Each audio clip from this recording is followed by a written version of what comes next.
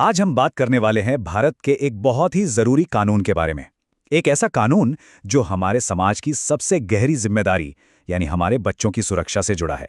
जी हाँ, हम बात कर रहे हैं पॉक्सो एक्ट की, वो कानूनी ढाल जो यौन अपराधों के खिलाफ खड़ी है। चलिए, इस पड़ताल की शुरुआत एक बहुत ही बुनियादी सवाल से करते हैं। एक सवाल जो हम सबसे जुड़ा है। एक समाज के तौर पर हम अपने सबसे कमज़ोर सदस्यों की, मतलब हमारे बच्चों की हिफाजत कैसे करते हैं? इसी सवाल का एक बहुत मजबूत जवाब है पीओएससीओ एक्ट, और आज हम यही समझेंगे कि ये जवाब असल में कितना शक्तिशाली है। तो आज की हमारी चर्चा में हम क्या-क्या कवर करने वाले हैं? सबसे पहले तो बच्चों के लिए ये ढाल है क्या? फिर इसकी नींव कैसे बनी? ये कानून किन चीज़ों को अपराध मानता है? न्याय मिलता कैसे है? इसमें क्या बदलाव हुए हैं? और सबसे ज़रूरी, ये कानून आखिर इतना मायने क्यों रखता है? तो सबसे पहले पॉक्सो एक्ट का पूरा नाम क्या है? इसका पूरा नाम है protection of children from sexual offences act 2012। देखिए, ये सिर्फ एक कानून नहीं है, इसे एक वादे की तरह देखिए। एक ऐसा वादा कि बच्चों को यौन हमले, उत्पीड़न और पोर्नोग्राफी के हर रूप से बचाया जाएगा ताकि वो एक सुरक्षित माहौल में बड़े हो सकें। तो सवाल उठता है कि ये कानून आखिर सुरक्षा करता किसकी है? यहाँ पे परिभाषा बिल्कुल साफ है। 18 साल से कम उम्र का कोई भी व्यक्ति वो बच्चा है। लेकिन एक चीज जो इस कानून को सच में बहुत खास बनाती है वो ये है कि ये जेंडर न्यूट्रल है। मतलब ये लड़के और लड़कियों में कोई फर्क नहीं करता। ये कानून इस कड़वी सच्चाई को मानता है कि यौन शोषण का शिकार कोई भी हो सकता है और इसलिए दोनों को बराबर सुरक्षा की जरूरत है। देखिए, हर बड़े कानून के पीछे ना एक कहानी होती है, एक वजह होती है। तो चलिए थोड़ा पीछे चलते हैं और समझते हैं कि पॉक्सो एक्ट की नींव कैसे रखी गई और आखिर इसकी जरूरत क्यों पड़ी। तो इस कानून का सफर शुरू होता है 1992 में, जब पूरी दुनिया में बाल संरक्षण को लेकर एक लहर चली। इसी अंतर्राष्ट्रीय जरूरत को समझते हुए भारत ने भी कदम उठाए और फिर लगभग 2 दशक बाद जून 2012 में पॉक्सो एक्ट को भारतीय संसद ने पास कर दिया। और जानते हैं इसे लागू कब किया गया? 14 नवंबर को, बाल दिवस के दिन। इससे बेहतर दिन और क्या हो सकता था? पर कहानी यहीं खत्म नहीं हुई। 2019 में समाज की बदलती जरूरतों को देखते हुए इसे और भी ज्यादा मजबूत बनाया गया। अब सवाल ये है कि इस कानून को अपनी ताकत मिलती कहां से है? तो इसका जवाब है सीधे भारत के संविधान से। हमारे कॉन्स्टिट्यूशन का आर्टिकल 15(3) सरकार को ये शक्ति देता है कि वो बच्चों और महिलाओं जैसे समूहों के लिए खास कानून बना सकें। तो एक तरह से पॉक्सो एक्ट सिर्फ एक कानून नहीं है, बल्कि हमारे संविधान के उस वादे को पूरा करता है। तो चलिए अब इस कानून के बिल्कुल दिल में उतरते हैं और समझते हैं कि ये किन कामों को अपराध मानता है और उनके लिए क्या सजा तय करता है। आइए एक एक करके इन्हें देखते हैं। सबसे गंभीर अपराध जो ये कानून डिफाइन करता है वो है पेनिट्रेटिव सेक्सुअल असॉल्ट, जिसका जिक्र धारा 3 में है। अब इसका मतलब क्या है? कानूनी भाषा में इसका मतलब है बच्चे के शरीर में किसी भी तरह का प्रवेश, चाहे वो शरीर के किसी अंग से हो या किसी चीज से। कानून इस तरह के कृत्य को सबसे संगीन अपराधों की श्रेणी में रखता है। और जाहिर है, जब अपराध इतना गंभीर है तो सजा भी उतनी ही सख्त होगी। धारा 4 ये बिल्कुल साफ कर देता है कि दोषी को कम से कम 10 साल की सजा होगी, जो उम्र कैद तक भी जा सकती है। लेकिन यहाँ कानून एक और बहुत जरूरी बात कहता है। अगर पीड़ित बच्चे की उम्र 16 साल से कम है तो कम से कम सजा सीधे 20 साल हो जाती है। इससे पता चलता है कि कानून छोटे बच्चों की सुरक्षा को लेकर कितना गंभीर है। पर सोचिए, क्या हो अगर अपराध करने वाला कोई अनजान व्यक्ति ना हो? क्या हो अगर वो कोई ऐसा हो जिस पर बच्चे की सुरक्षा की ही जिम्मेदारी थी?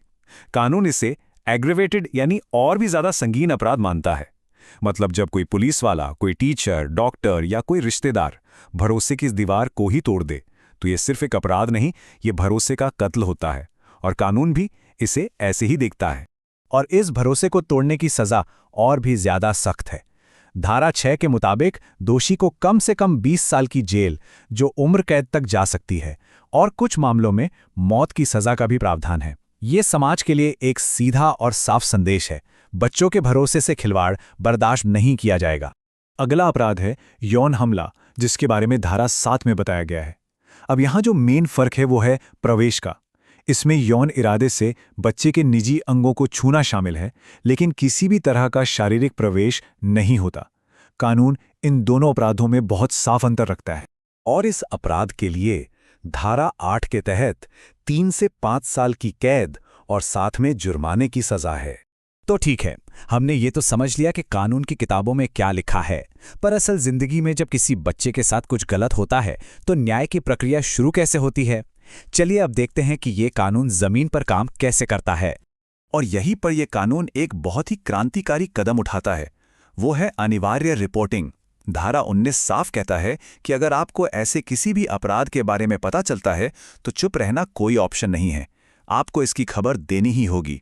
और अगर आप ऐसा नहीं करते हैं तो धारा 21 के तहत आप खुद एक अपराधी बन जाते हैं।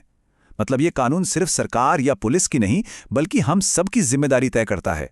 ये कानून सिर्फ सजा ही नहीं देता बल्कि बच्चे की मदद भी करता है। मदद के लिए सबसे पहला दरवाजा है चाइल्ड हेल्पलाइन 1098। बच्चे को बार बार उस दर्दनाक प्रक्रिया से ना गुजरना पड़े, इसके लिए धारा 28 के तहत स्पेशल कोर्ट्स बनाई गई हैं। बच्चे की पहचान छुपी रहे, इसके लिए धारा 23 मीडिया पर पाबंदी लगाता है और इस पूरी प्रक्रिया पर नजर रखने का काम करता है राष्ट्रीय बाल अधिकार संरक्षण आयोग यानी NCPCR। देखिए, कोई भी कानून पत्थर की लकीर नहीं होता, उसे समय के साथ बदलना पड़ता है और 2012 के पॉक्सो एक्ट के साथ भी यही हुआ। समाज में बदलते अपराधों को देखते हुए ये महसूस किया गया कि इसे और मजबूत और धारदार बनाने की जरूरत है और इसीलिए 2019 में इसमें कुछ बहुत जरूरी बदलाव किए गए। ये बदलाव क्या थे वो आप यहाँ देख सकते हैं। जहां 2012 के एक्ट में कम से कम सजा 7 साल थी, उसे 2019 में बढ़ाकर 10 साल कर दिया गया। और जो सबसे बड़ा बदलाव आया वो था सजा में। गंभीर मामलों में अब उम्र कैद के साथ साथ मौत की सजा का भी प्रावधान जोड़ दिया गया। साथ ही डिजिटल दुनिया के खतरों को देखते हुए चाइल्ड पोर्नोग्राफी से जुड़े अपराधों के लिए भी सजा को काफी ज्यादा सख्त कर दिया गया। तो हमने कानून की धाराओं को समझा, सजाओं को देखा और उसमें हुए बदलावों को भी जाना। लेकिन इन सब के पीछे का बड़ा मकसद क्या है? आखिर ये कानून भारतीय समाज के लिए इतनी अहमियत क्यों रखता है? अगर हमें इस पूरी चर्चा को कुछ मुख्य बातों में समेटना हो तो वो ये होंगी। पहला, ये कानून पूरी तरह से बच्चे को केंद्र में रखता है। दूसरा, ये जेंडर न्यूट्रल है, लड़के और लड़कियों को बराबर सुरक्षा देता है। तीसरा, अनिवार्य रिपोर्टिंग के जरिए ये हम सबको जिम्मेदार बनाता है। चौथा, ये अपराधों को बहुत साफ साफ परिभाषित करता है, कोई कंफ्यूजन नहीं छोड़ता। और पांचवा, इसकी सख्त सजाएं अपराधियों के मन में एक डर पैदा करती हैं। और आखिर में इस कानून की जो पूरी आत्मा है वो इसी एक सोच में बसती है कि इसका मकसद सिर्फ अपराधियों को सजा देना नहीं है।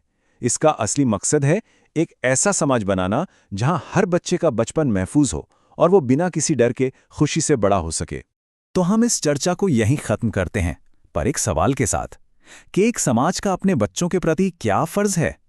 PUSC जैसे कानून सिर्फ कागज के पन्ने नहीं होते, ये हमारे समाज का आईना है जो दिखाते हैं कि हम अपने बच्चों को कितनी अहमियत देते हैं। सवाल सिर्फ ये नहीं है कि कानून कितना मजबूत है, असली सवाल ये है कि एक समाज के तौर पर हम इसे लागू करने के लिए कितने तैयार हैं।